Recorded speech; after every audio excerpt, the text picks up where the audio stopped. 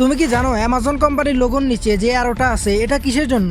মানে শুধু শুধু তো আর দিবে না, তাই না? আর বিএমডব্লিউ লোগোতে এই দুইটা কালার কোথা থেকে নেওয়া হয়েছে জানো? আর তুমি কি জানো অ্যাপেল কোম্পানির লোগোতে এরকম সাইডে কাটা থাকে কেন? মানে পুরো আপেল কি পাইলো না লোগোতে দেওয়ার জন্য?